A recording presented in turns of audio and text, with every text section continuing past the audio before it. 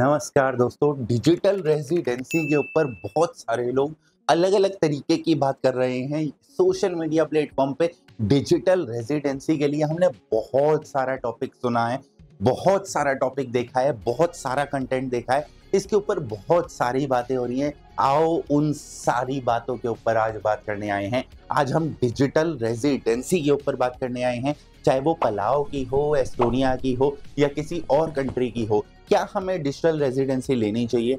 क्या हमारे forex trading में, इंडिया में रह करके फॉरेक्स ट्रेडिंग में इसका कोई बेनिफिट है? क्या हमें इसमें टैक्स सेविंग हो सकती है? क्या हम इससे कुछ और कर सकते हैं या इससे हमें कुछ बेनिफिट मिलेगा या सिर्फ हमारा खर्चा होकर रह जाएगा? आओ आज इसी टॉपिक के ऊपर बात करते हैं। आओ वीडियो को स्टार्ट करते हैं। सबसे पहले हम समझते हैं कि अगर हम डिजिटल रेजिडेंसी की बात करें तो हम एक कंट्री के एग्जांपल से इसको समझना चाहेंगे। जैसे कि पलाओ की ही हम बात कर लेते हैं। पलाओ की डिजिटल रेजिडेंसी अगर आपको लेनी है तो इसका एक सिंपल सीधा सा प्रोसेस है। नेक्स्ट वीडियो में इसका पूरा प्रोसेस आपको बताने वाला हूं, तो आप वो प्रोसेस को फॉलो कर सकते हो और पलाओ की डिजिटल रेजिडेंसी ले सकते हो। डिजिटल रेजिडेंसी या हमारी कोई भी प्रोफेशनल सर्विसेज लेने के लिए आपको चैनल अगर आप पूरा देख रहे हो तो आपको किसी भी प्रकार की कंसल्टेंसी की रिक्वायरमेंट नहीं है। जब तक आप 50, 60, 70, 80 लाख रुपीस को क्रॉस नहीं कर रहे, आपको कंसल्टेंसी की रिक्वायरमेंट नहीं है। जब तक आप 15, 20 लाख रुपीस क्रॉस नहीं कर रहे, आपको मेरे से रिटर्न भरवाने की जरूरत नहीं है। आप अपना लोकल सीए पकड़ के भी उससे काम करवा सकते हो। आप जो ऑनलाइन पे ये बात बोलते हैं ना, आप उनके पास भी जाके करवा सकते हो, खुले छोटे। हम कभी अपनी कंसल्टेंसी को प्रमोट नहीं करते, ये आपने मेरी वीडियोस में देखा ही होगा। कोई पूछता है तो हम उसको मना भी नहीं करते। हम यहाँ पर किसी से भी किसी भी प्रकार का कोई भी चार्जेस फॉरेक्स ट्रेडिंग के नाम पे, ग्रुप के नाम पे, क्लोज ग्रुप के नाम पे या किसी भी और तरीके के नाम पे नहीं लेते। एक चीज मैं आपको इसी वीडियो में और क्लियर कर दूं, इंस्टेड ऑफ कि मैं आगे बढ़ूं, कि ना ही मेरे को पलाओ की गवर्नमेंट 1 रुपया दे रही है ये वीडियो बनाने का, ना मुझे रीडॉट पे ने 1 रुपया दिया है, ना मुझे फंडर प्रो ने 1 रुपया दिया है, ना मुझे 5ERS ने 1 रुपया दिया है, ना मुझे E8 ने दिया है, ना मुझे और किसी भी फर्म से हमने किसी भी प्रकार का एफिलिएशन नहीं लिया है। जो क्लोज ग्रुप के ऊपर पॉडकास्ट हुआ था, 2 पॉडकास्ट डाले हैं, दोनों ही मेरे नोन हैं, लेकिन मेरा उनके बिजनेस से कोई लेना देना नहीं है। आप क्लोज ग्रुप ज्वाइन करो मत करो, मेरे से कोई भी उसका कोई कनेक्शन नहीं है। ये बात मैं क्लेरिफाई करता हूँ। बहुत सारे लोगों को तकलीफ हो रही थी कि ये सब्सक्रिप्शन बेच के पैसा कमा रहे हैं। नहीं भाई नहीं, हमारा ऐसा कोई रूल नहीं है। कंसल्टेंसी हमारा ऐसा कोई रूल नहीं है। कंसल्टेंसी बहुत ही लिमिटेड कर दी है हमने ऑनलाइन के लिए, क्योंकि ऑफलाइन में बहुत पब्लिक है जो कंसल्टेंसी ले रही है। इसलिए हमने ऑनलाइन में इसको लिमिटेड कर रखा है। 1 या 2 दिन ही अवेलेबल होते हैं जिसके लिए हम आपके लिए अवेलेबल हो पाते हैं। आओ पलाओ की वीडियो को स्टार्ट करते हैं। पलाओ डिजिटल रेजिडेंसी का जो कंप्लीट सेटअप है वो ऑलरेडी मैं एक वीडियो में आपको बता दूंगा कि इसको कैसे अप्लाई करना है। आप चाहें तो आप अप्लाई कर सकते हैं। लगभग $250 के आसपास की फीस है 1 ईयर रेजिडेंसी की। इस रेजिडेंसी में आपको एक आईडी मिल जाती है जिसपे आपका नाम, फोटो एक्सेट्रा एक्सेट्रा डिटेल होती है। ये आईडी यूज करके आप किसी ब्रोकर के पास या क्रिप्टो एक्सचेंज पे, बिंगएक्स पे या कहीं पे भी आप इस आईडी को यूज करके अपनी कंट्री पलाओ बोलकर यहां पे रजिस्ट्रेशन कर सकते हो। ऐसा आपको बहुत सारी वीडियो में बताया गया होगा, और जो चैनल ऐसी वीडियो को रिकमेंड कर रहे हैं उन्होंने भी आपको ये बताया होगा। सबसे पहले आपको 250 USD का आपको खर्चा करना पड़ेगा, ये आईडी लेनी पड़ेगी। उसके बाद अपनी प्रॉप में या फिर क्रिप्टो एक्सचेंज पे या फिर अदर्स पे आपको ट्राई मारना पड़ेगा, और यहां पे आपका KYC को रिजेक्ट कर दिया जाएगा। उसके 2 स्पेसिफिक कारण हैं जिसकी वजह से आपका ये KYC रिजेक्ट होगा। रीजन नंबर 1, जब हम कभी भी KYC करते हैं तो हमें पहली चीज क्या चाहिए होती है? रेजिडेंसी या आइडेंटिटी प्रूफ। ये हमारे पास डिजिटल रेजिडेंसी से आ गया। हमें इसके बाद इसकी जरूरत नहीं है। नंबर 2, हमें चाहिए होता है ईमेल, हम वो ईमेल बना सकते हैं, हमें उसके प्रॉब्लम नहीं है। नंबर 3, हमें चाहिए होता है फोन नंबर, और नंबर 4, हमें चाहिए होता है एड्रेस। आपके पास एड्रेस नहीं है, आपके पास फोन नंबर नहीं है, जब तक आपके पास ये दोनों चीजें नहीं होंगी आप इनमें से किसी भी प्लेटफॉर्म पे रजिस्टर्ड नहीं कर पाओगे। उसका रीजन मैं अब बताने जा रहा हूं। यहां पे जैसे ही आप एक्सएनएस पे जाओगे, अकाउंट ओपन करोगे, वहां पे क्रिप्टो डिपॉजिट करना चाहते हो, या बिंगेक्स के पास जाओगे, या बाइबिट के पास जाओगे, या किसी भी एक्सचेंज के पास जाओगे, वहां पे आप अपना अकाउंट ओपन करते हो, वो सबसे पहले आपका मोबाइल नंबर मांगेगा। मोबाइल नंबर में जैसे ही 91+ लगा होगा, ये इंडियन नंबर हो गया, और इंडियन नंबर पे ही आपका अकाउंट लॉगिन होगा। जैसे ही आप पलाओ की आईडी से केवाईसी करोगे, वो केवाईसी रिजेक्ट होता जाएगा। तो इसका सॉल्यूशन क्या है? इसका सॉल्यूशन क्या है? सॉल्यूशन हो तो बताओ ना। इसका सॉल्यूशन नहीं है अभी इसका सॉल्यूशन नहीं है। मैं आपको वहां पे फोन नंबर अरेंज करवा देता हूं। अब कोई बोलेगा ना कि बहुत पब्लिक है, इतने कमेंट आते हैं, नेगेटिव भी है, पॉजिटिव भी है। पॉजिटिव भी कमेंट होते हैं, नेगेटिव भी कमेंट होते हैं। आपसे लोग बोलेंगे हम आपको वहां पे फोन नंबर दिलवा देते हैं, हम आपको वहां पे एड्रेस दिलवा देते हैं, जिसके लिए हम $250 और चार्ज कर लेते हैं। कितना? पर मंथ या पर ईयर भी आपको कोई मिल सकता है। कोई हो जो आपके ऊपर एहसान कर दे, जो $250 पर ईयर में आपको एड्रेस और फोन नंबर दे दे। मिलेगा नहीं, बता रहा हूं आपको। जितने लोग ये प्रमोट कर रहे हैं ना, पलाओ पलाओ पलाओ पलाओ, वो सारे आपको पहलने के लिए पलाओ प्रमोट कर रहे हैं। समझ गए? ये कमाने का तरीका है, ये अर्निंग का मेथड है। बात वो करी जाती है जो आपको पसंद आती है, जिसमें आप फंस जाओ और आप उनके पास जाओ।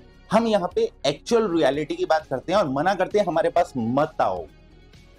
दोनों चीजों में फर्क है ना। हम सच्चाई बोलते हैं तो बुरी लगती है, अच्छाई बोलते हैं तो बुरी लगती है। दोनों साइड से आप हमें फंसा रहे हो, गलत बात है। चलो पलाओ अगर आपको रेजिडेंसी लेनी है तो आपको वहां पे एक फोन नंबर चाहिए होगा, आपको एक एड्रेस चाहिए होगा, चाहे वो पोस्टल कोड ही एड्रेस क्यों ना हो। अगर आपके पास ये तीनों चीजें हैं तो आप किसी भी क्रिप्टो एक्सचेंज पे यहां पे ले सकते हो या ब्रोकर के पास रजिस्टर्ड कर सकते हो। लेकिन लास्ट प्रॉब्लम अभी भी आपको आएगी, ब्रोकर के पास से जिस सेगमेंट से आप पैसा लाओगे उसी सेगमेंट से आपको आउट मिलेगा। फॉर एग्जांपल एक्सएनएस में अगर आप बैंक से पैसा लेकर के गए हो तो वो आउट भी बैंक ही देगा। अगर आप यूएसडीटी से पैसा लेकर के गए हो तो वो यूएसडीटी ही आउट देगा। जब आप इसको आउट करना चाहोगे, जब आप इसको इस पैसे को यूएसडीटी में ला करके आउट करना चाहोगे, बहुत सारे लोग बोलेंगे इसकी रिक्वायरमेंट नहीं है, इसकी रिक्वायरमेंट नहीं है, ऐसा एक आधा एक्सचेंज है जो सिर्फ इसके बिहाफ पे काम कर रहा होगा। पैसा आउट कैसे करोगे? अब दिमाग पे जोर डालो कि मैं डिजिटल रेजिडेंसी ले लेता हूं, मैं प्रॉफ फर्म के पास गया, प्रॉफ फर्म के पास यूएसडीटी लेकर के गया और यूएसडीटी आउट करूंगा। यूएसडीटी में किसी ट्रस्ट वॉलेट में लेकर के गया, इसके बाद मैं इसको अपने बैंक में कन्वर्जन कैसे करूं, मुझे ये बता दो। बस इसका जवाब दे दो मेरे को और इससे कुछ नहीं चाहिए। इस पूरे सेटअप में बैंक अकाउंट ना होना एक सबसे बड़ा फ्लॉ है। बैंक अकाउंट ना होना एक सबसे बड़ा फ्लॉ है। सिर्फ डिजिटल रेजिडेंसी के ऊपर आपका बैंक ओपन नहीं हो सकता, ये ओपन नहीं हो पाएगा। आपको पलाओ विजिट करना पड़ेगा। पलाओ में आप रह सकते हो, लेकिन जितना विजिट और इन सब चीजों का खर्चा आएगा उससे कम खर्चे में तो मेरी दुबई कंपनी बन सकती है, मेरी दुबई कंपनी बन सकती है।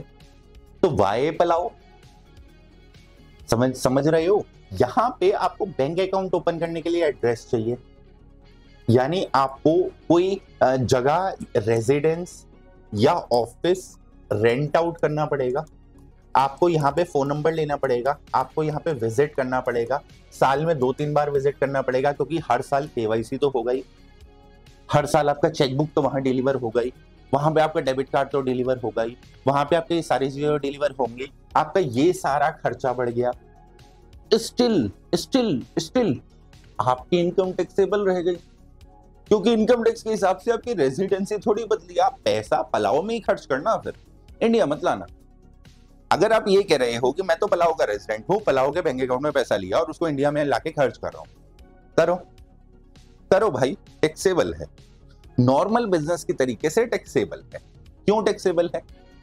मैं तो पलाओ रेजिडेंट हूं भाई, आप रेजिडेंसी ली है आपने डिजिटल, इसका मतलब सिटीजनशिप से नहीं है। वेबसाइट पढ़ो, रूल्स पढ़ो। अगर आप किसी और कंट्री की रेजिडेंशियलशिप लेते हो, उसका सिटीजनशिप से कोई लेना देना नहीं होता। उसका डिफरेंट एक्ट में डिफरेंट प्रोविजंस होते हैं। फेमा एक्ट के लिए 182 डेज से ज्यादा अगर कोई इंडिया के बाहर रहा है लास्ट ईयर में, तो हम उसको एनआरआई बोलते हैं। सिटीजनशिप के हिसाब से जब तक वो इंडिया में सिटीजनशिप को सरेंडर नहीं करता, हम उसको सिटीजन ऑफ इंडिया बोलते हैं। इनकम टैक्स के हिसाब से हम 4 साल में कोई 365 डेज भी इंडिया में रहा है, हम उसको Indian resident but not ordinary resident ही बोलते हैं। हम उसके ऊपर टैक्सेस लगाते हैं, हम उसकी इनकम काउंट करते हैं, हम उसके साथ सब कुछ करते हैं। तो यहाँ पे आपका स्टेटस नहीं बदलेगा।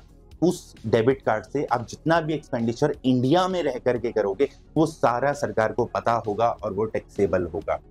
पलाओ की रेजिडेंसी जब भी आप ले रहे हो, ये ध्यान रखना, पलाओ के साथ भी इंडिया की ट्रीटी है मेरे भाई, इंडिया की ट्रीटी है। वहां पे भी आपकी इंफॉर्मेशन एक्सचेंज करने पे आएंगे तो एक्सचेंज कर लेंगे, उसके बाद आपको पूछ लेंगे कि आपने वहां की रेजिडेंशियलशिप ली थी, इतना पैसा कमाया, इनकम टैक्स में क्यों नहीं आया। हर चीज को सोच समझ के अपने मेंटर से डिस्कस करके करो। ऐसे फालतू के चैनल को या फालतू की चीजों में आओ, मैं मना नहीं कर रहा कि आपको किसी का चैनल नहीं देखना चाहिए, इससे आपको क्वेश्चनिंग मिलती है, लेकिन उस क्वेश्चन का कितना कंफर्ट है ये आप लोगों को देखना होगा। मैं यहाँ पे आपको मेथड तो बता सकता हूँ, सिलेक्शन तो आप ही को करना होगा ना मेरे भाई। मैं अपने लिए तो मेथड सेलेक्ट कर सकता हूँ, मैं अपने क्लाइंट के लिए मेथड सेलेक्ट कर सकता हूँ, लेकिन मुझे उसके लिए आपकी हिस्ट्री चाहिए। क्या किया, कैसे किया, कब किया, क्या सोच रहे हो, कब सोच रहे हो और कैसे करोगे, ये मुझे जब तक इंफॉर्मेशन की एक्सेस नहीं होगा तब तक मैं आपको ये सर्विसेज नहीं दे पाऊंगा ना मेरे भाई। इसलिए मैं बोलता हूँ अपना मेंटर चुनो, चाहे वो कोई भी हो, चाहे वो मेरे अगेंस्ट में हो, चाहे वो मेरे नेगेटिव में बोल रहा हो, उसको जाके चुन लो भाई, लेकिन सिंगल मेंटर चुनो, सिंगल मेंटर चुनो, उसकी बात मानो। फीस लेगा, फ्री कोई भी नहीं बैठा यहाँ पे, कोई सोशल मीडिया पे एक not even a single person. आप खुद अपने पे रख के देखो, प्रॉफिट में जा रहे हो क्या, फ्री के लिए जा रहे हो क्या, इंजॉय करने जा रहे हो, क्या करने जा रहे हो। इंजॉय में भी एक कंफर्ट जोन है, रीपेमेंट मांग रहे हो क्या, आप ऐसा कर रहे हो कि किसी को जाते हो और जो भी आपने कमाया उसको दे देते हो और उससे कुछ एक्सपेक्ट भी नहीं करते, करते हो ना। आप घर आते हो, घर पे अगर आप अपनी फैमिली को भी पैसा दे रहे हो ना, आप उनसे भी एक्सपेक्टेशन रखते हो। मतलबी तो यहाँ पे सारी दुनिया ही है ना मेरे दोस्त। तो जब हर कोई मतलबी है तो भाई सिंपल समझो, पैसे के लिए तो हर कोई काम कर रहा है, पैसे के लिए तो हर कोई काम कर रहा है। The problem is incomplete information and only for money and no result found. ये नहीं होना चाहिए। आप पहले इंफॉर्मेशन की पूरा जांच करो, इससे बेहतर, इससे इफेक्टिव, इसमें जितना आपका एक्सपेंडिचर आएगा उससे कम एक्सपेंडिचर में आप 3